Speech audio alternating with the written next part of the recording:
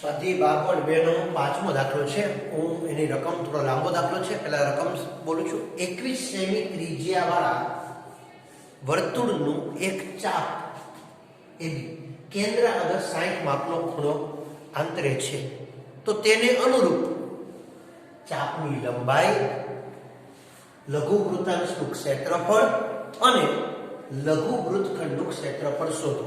હવે શાંતિથી આપણે આખી પ્રક્રિયા સમજીએ. આ એક વર્તુળ છે જેની ત્રિજ્યા 21 સેમી છે અને કેન્દ્ર આગળ બનતો ખૂણો ચાપ દ્વારા એ 60 છે.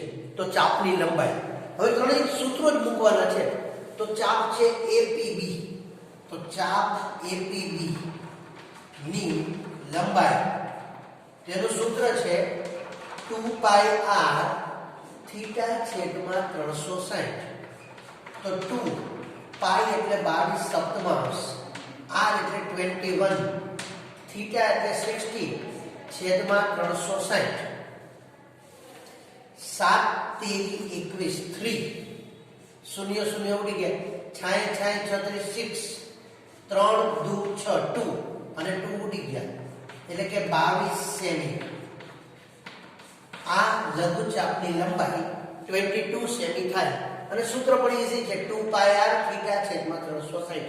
હવે લઘુ વૃત્તાંશ એટલે OAPB, તો આપણે લખી લઘુ વૃત્તાંશ OAPB નું ક્ષેત્રફળ, તો એનું સૂત્ર છે πr theta πr square theta છેદમાં 360, πr સ્ક્વેર પછી થીટા છેદમાં 360. હવે કિંમત મૂકીએ પાછી. પાઈ એટલે 22/7 ગુણ્યા r સ્ક્વેર, તો r ની કિંમત 21 છે, સોરી, તો 21 મલ્ટીપ્લાય 21 21 ગુણ્યા 21. થીટા ની કિંમત 60 છે અને છેદમાં 360. ફરી એકવાર પાઈ એટલે 22/7, r એટલે 21 પણ r સ્ક્વેર છે એટલે 21 ગુણ્યા 21 છેદમાં અહીંયા થીટા એટલે 60 અને છેદમાં 360. હવે સાદું રૂપ આપી 7 તેરી 21 3 મીંડું ઉડી ગયું, અહીંયા 6 36, તો 3 દુ 6 2 11 દુ 22 11 21 ગુણ્યા 11 2 1 નો 1 2 ને 1 3 અને 2 21 ગુણ્યા 11 એટલે 231 સેમી સ્ક્વેર, એટલે કે લઘુ વૃત્તાંશનું ક્ષેત્રફળ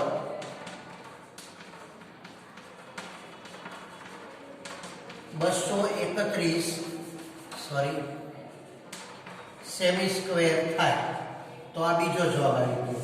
હવે લઘુ વૃત્તખંડ, તો લઘુ વૃત્તખંડ માટે બહુ સરસ ધ્યાન રાખવાનું છે કે લઘુ વૃત્તખંડ એટલે કેટલો ભાગ, તો કે APB આટલો ભાગ. તો વૃત્તાંશના ક્ષેત્રફળમાંથી ત્રિકોણનું ક્ષેત્રફળ બાદ, તો પહેલા આ ત્રિકોણનું ક્ષેત્રફળ શોધી લે.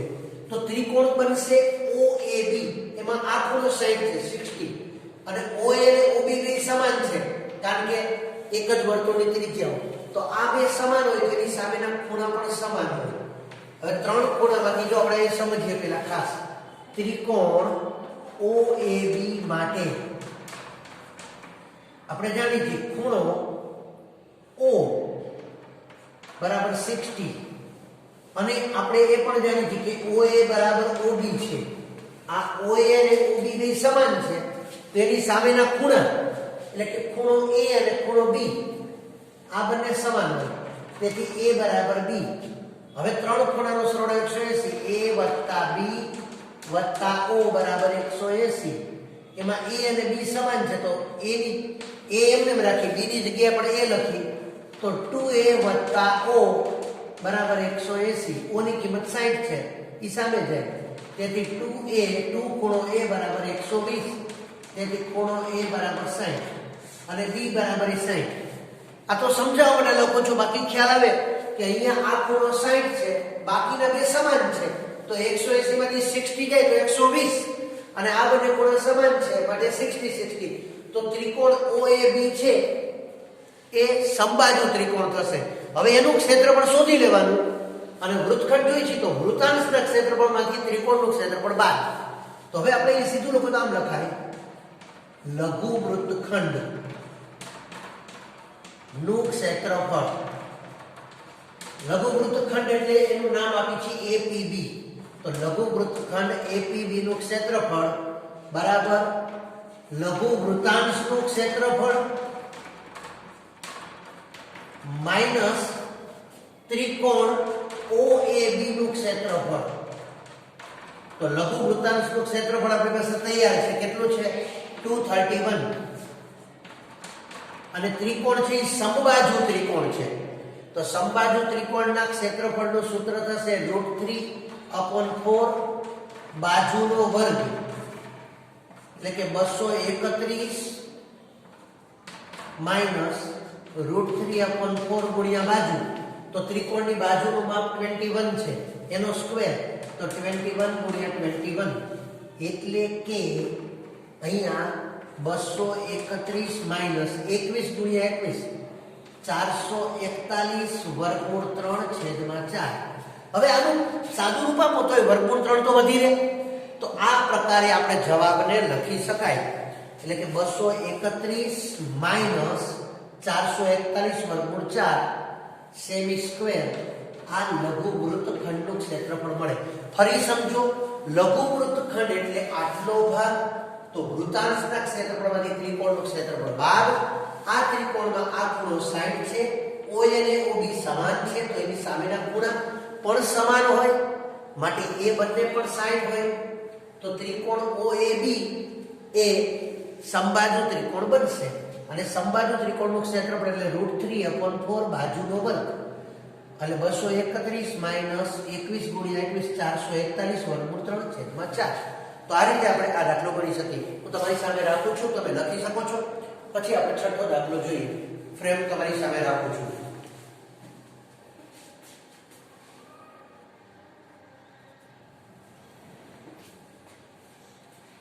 હવે છઠ્ઠો દાખલો છે.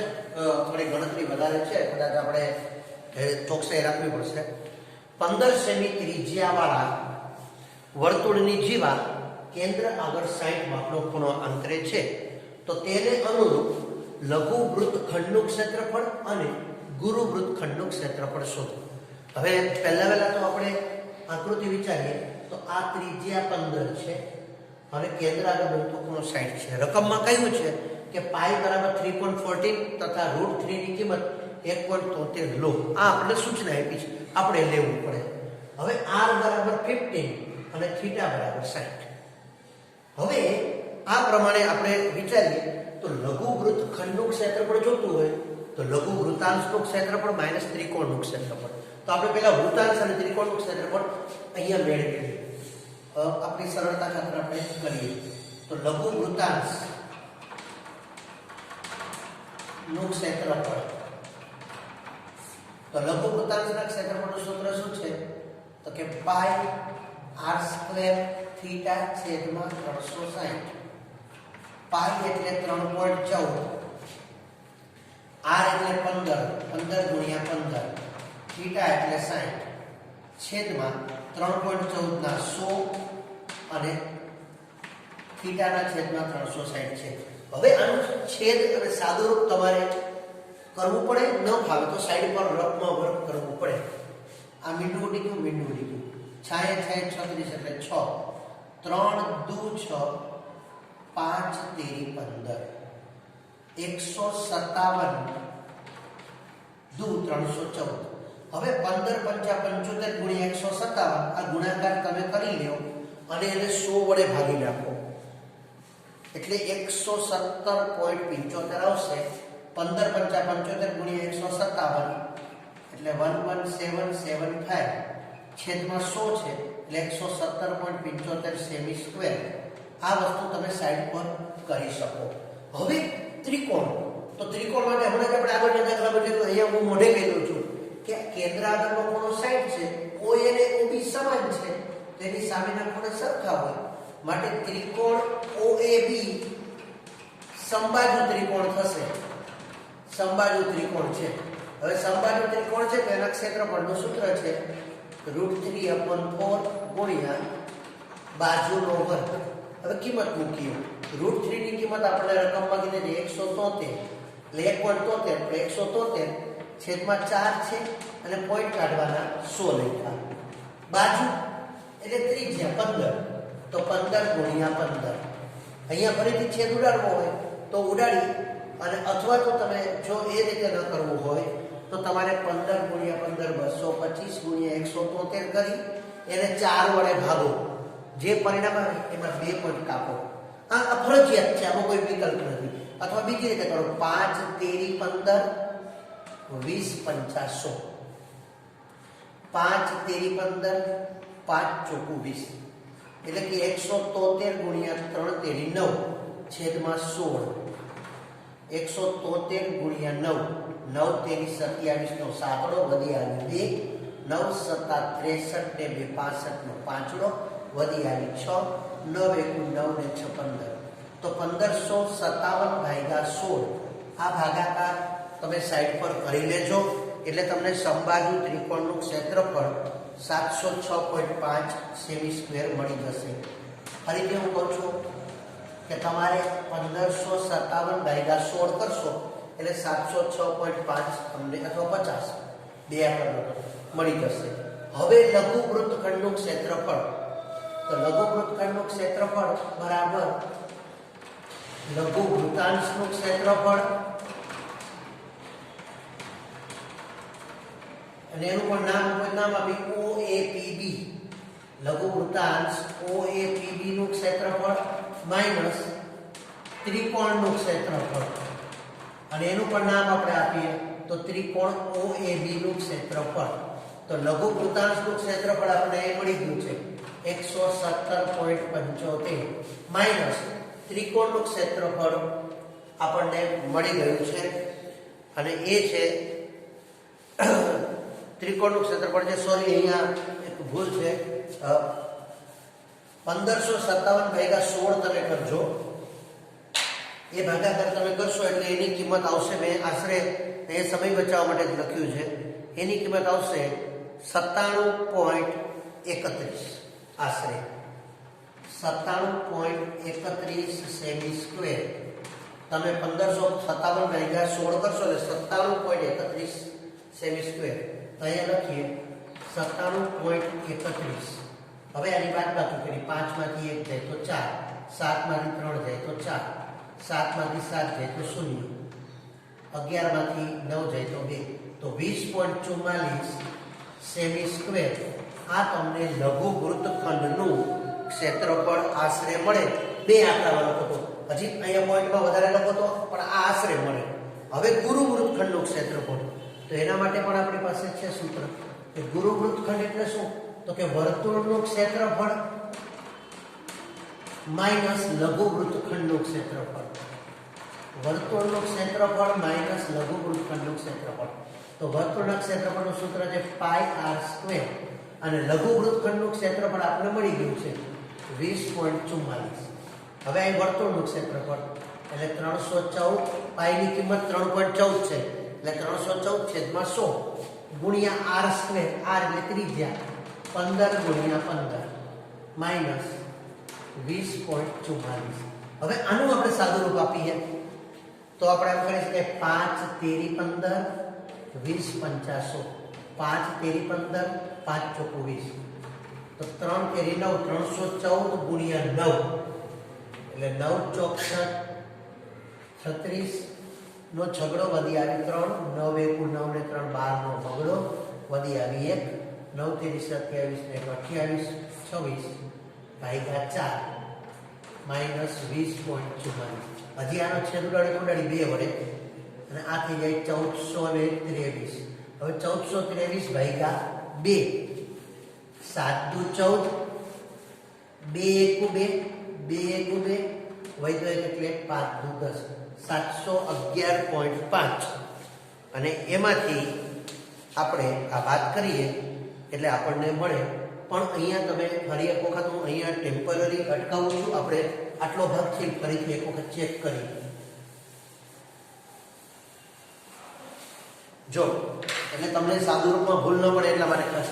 તો જો પાઈ એટલે 3.14 છેદમાં 100, r એટલે ત્રિજ્યા કેટલી છે 15, 15 × 15 માઈનસ લઘુ વૃત્તખંડનું ક્ષેત્રફળ 20.44. હવે આ છેદ છે ને તમને ન સમજાય તો આપણે સમજાય એ રીતે એના છેદ આપણે લેવા પ્રયત્ન કરીએ. તો જો 5 તેરી 15 20 50 5 તેરી 15 5 ચોક 20 3 તેરી 9 ગુણ્યા 314 9 ચોક 36 વધી આવી 3 9 એકુ 9 ને 3 12 નો બગડો વધી આવી 1 9 તેરી 27 ને 28 ભાગ્યા 4 -20.44. હવે આનો ચારે ભાગ સીધો ચલાવો 7 ચોકુ 28 ઉપરથી આવ્યા 2 એટલે ભાગમાં પડી 0 પાછા થઈ ગયા 26 એટલે 6 ચોક 24 વૈધા 2 એટલે 20 5 ચોક 20 706.5 અથવા 50 -20.44. 10 માંથી 4 જાય તો 6 4 માંથી 4 જાય તો 0 6 માંથી 0 જાય તો 6 0 માંથી 2 જાય તો 8 એટલે 10 માંથી 2 જાય તો 8 અહીં થઈ ગયા 6 686.06 સેમી સ્ક્વેર.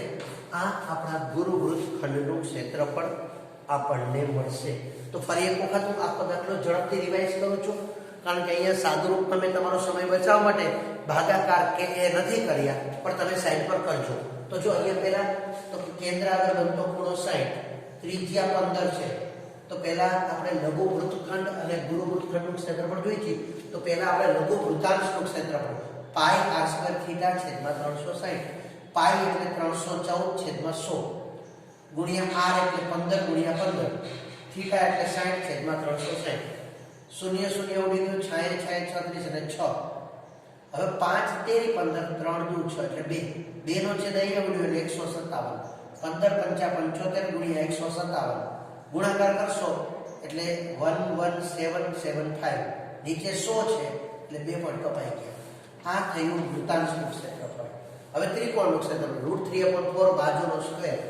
√3 ની કિંમત 1.73 છે એટલે 173 છેદમાં 100 4 તો છે જ અને બાજુ 15 ગુણ્યા 15 5 તેરી 15 20 50 5 તેરી 15 5 ચોક 20 બરાબર. એટલે 3 તેરી 9 173 ગુણ્યા 9 1557 છેદમાં ચોકે ચોકે 16 અને 16 વડે ભાગશો એટલે 97.31. પછી લઘુ વૃત્તખંડનું ક્ષેત્રફળ લઘુ વૃત્તાંશનું ક્ષેત્રફળ માઇનસ ત્રિકોણનું ક્ષેત્રફળ. તો વૃત્તાંશનું અહીંયા મળી ગયું છે 117.75, ત્રિકોણનું ક્ષેત્રફળ મળી ગયું છે 97.31. તો બેની બાદબાકી કરી તો 20.44. આ લઘુ વૃત્તખંડનું ક્ષેત્રફળ આવ્યું. હવે ગુરુ વૃત્તખંડનું ક્ષેત્રફળ વર્તુળનું ક્ષેત્રફળ માઇનસ લઘુ વૃત્તખંડનું ક્ષેત્રફળ.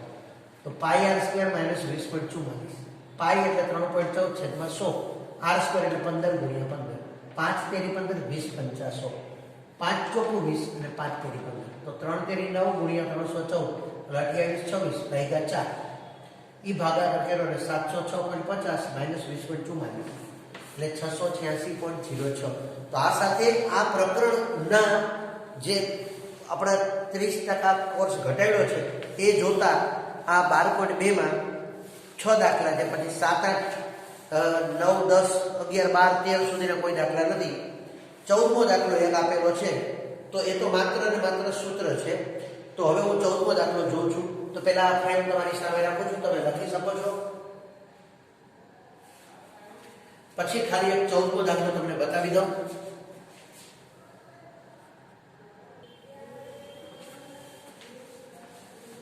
સિત્તેર ટકા કોર્સ પ્રમાણે હવે માત્ર 14મો દાખલો જ આપણે જોવાનો છે, જે તમારી સામે આપ્યો છે કે r કેપિટલ R ત્રિજ્યાવાળા વૃત્તાંશનો ખૂણો P છે.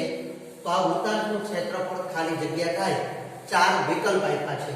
તો આપણે સૂત્રમાં કિંમત મૂકીએ પછી આપણે ખ્યાલ આવી જશે. તો વૃત્તાંશનું ક્ષેત્રફળ,